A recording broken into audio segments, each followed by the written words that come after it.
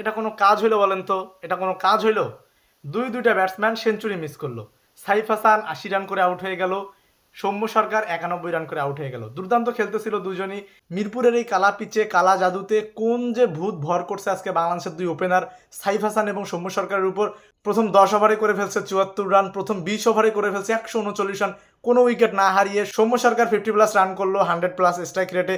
তারপর পরই আবার সাইফ হাসানও 50+ রান করলো। সাইফ হাসান 50 করার পর আরও বেশি আগুন হয়ে যায়, 6টা 4 মারছে, 6টা 6 মারছে। দুজনেই দুর্দান্ত খেলতেছিল। সাইফ হাসানের রান ৭৩, সৌম্যর রান ৭৮ বা দুজনের রান ৭৮, এরকম আগা পিছে করে আগাচ্ছিল দুজনই সেঞ্চুরি করে। আমরা এটাই চাচ্ছিলাম। সৌম্য সরকার আবার ৮০ থেকে ৯১-তে চলে গেল, সাইফ হাসান আবার ৭৮ থেকে ৮০-তে চলে গেল। তারপর ছক্কা মারতে যেয়ে সাইফ হাসান আউট হয়ে গেল। সাইফ হাসানের মেইডেন হাফ সেঞ্চুরিটা আর সেঞ্চুরিতে পরিণত হলো না, শেষ সেঞ্চুরিটা মিস করে ফেললো, ৮০ রানে কাটা পড়ে গেল। আচ্ছা, ভালো কথা, সাইফ হাসান আউট হয়েছে, সৌম্য সরকার অন্তত সেঞ্চুরিটা করুক, একটু হলেও শান্তি পাবো। কিন্তু কি, সাইফ হাসান আউট হওয়ার পর সৌম্য সরকার আর একটা রানও করতে পারলো না। ওই ৯১-তে ছিল, ওই ৯১-তেই আউট হয়ে গেল। সেও ছক্কা মারতে যে আউট হয়ে গেল।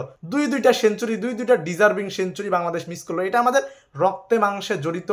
অনেক ক্রিকেটার এর আগেও, আমাদের অনেক ক্রিকেটার ৮০+ রান করে, ৯০+ রান করে আউট হয়ে গেছে। দুইজন ব্যাটসম্যান একসাথে দুর্দান্ত খেলতেছিলেন, অন্তত একটা তো সেঞ্চুরি করা দরকার ছিল। অন্য যে কোনো দেশের, জিম্বাবুয়ের প্লেয়ার হলেও অন্তত দুজনের মধ্যে একজন সেঞ্চুরি করতো। সেঞ্চুরিটা করলে নিজেদেরও একটা মাইল ফলক হইতো।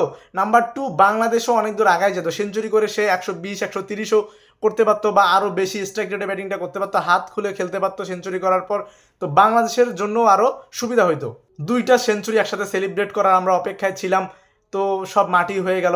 এর আগে বাংলাদেশের এক ওয়ানডেতে দুজন ব্যাটার সেঞ্চুরি করেছে, এরকম ঘটনা খুব কম ম্যাচে আছে। মাত্র 4টা ম্যাচে এরকম ঘটনা ঘটেছিল। এবং হাইস্ট পার্টনারশিপ আজকে ওপেনিং জুটিতে করলো ১৭৬ রান।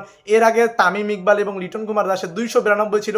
সেই পার্টনারশিপটা হয়তো বা কাটাইতে পারতো না বাংলাদেশ, কিন্তু সেঞ্চুরি দুইটা তো অন্তত করতে পারতো, বা পার্টনারশিপটাকে 200+ করতে পারতো।